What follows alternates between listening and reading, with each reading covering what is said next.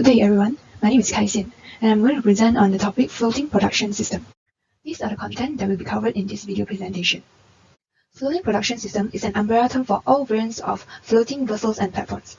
Floating production systems are normally designed for a 100-year return period. They have mooring systems to keep floating production platform on station with mooring change size up to 7-inch diameter. The type of anchor used are suction or driven pulse. The visual inspection is done by underwater remote-operated vehicle. The first type of floating production system I would like to introduce is Floating Production Semi-Submersible, also FPSS.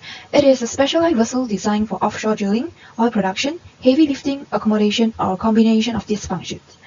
It has multi-legged offshore floating structures. These require a very high buoyancy to float, which is achieved with the help of large ballasting and watertight pontoons. These pontoons support a spatial deck area on which all the equipment is installed. These are suitable for any depth greater than 200 meters. Next is tension leg platforms or TLP. This uses a pole driven into the seabed as an anchor, thus the name anchor pole. The bottom of each tension leg has an anchor connector and a lower flexible device providing automatic mechanical locking to fix the tension leg on the anchor pole and allowing the tension leg to move relative to the locking device for oblique movement. Anchor nose is the main component of the tension leg and consists of wire rope or steel pipes. Steel pipe has rigidity and is light in weight, thus easy to install. The cable diameter is often 17.8 cm with 7 pipes, with each pipe composed of several sections. Like the column of a semi-submersible platform, this supports the weight of the whole platform, thereby it can have 4, 5, 6, or 8. The deck is equivalent to the deck of a submersible platform. In addition to the drilling equipment, there will also be oil extraction and production processing equipment. A more versatile ultra-deepwater system is the spar type, which can perform in waters nearly 3,700 meters deep. Spar systems are moved to seabed and designed in 3 configurations, that is classic spar, truss spar, and sail spar. Floating production, storage, and offloading. FPSO. This is to ease the extraction of oil from deep fields and far from shore. It is also to process oil and gas before reaching shore. It has a ship-shaped vessel that facilitates the processing and storage of oil and gas at sea. It is equipped with processing equipment for the separation, storage, and offloading of oil and gas that comes from subsea wells or platforms.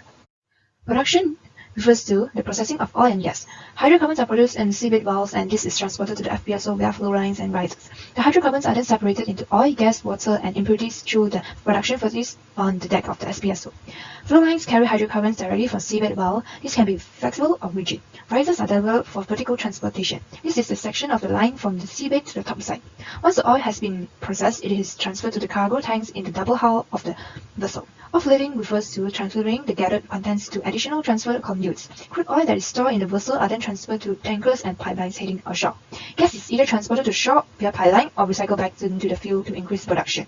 This is the first FPSO built by Shell in 1977. Floating LNG, FLNG, is an evolution of FPSO. FLNG projects to date include several that are being completed and commissioned, for example Shell Prelude for Australia and Petronas in Malaysia, as in this picture.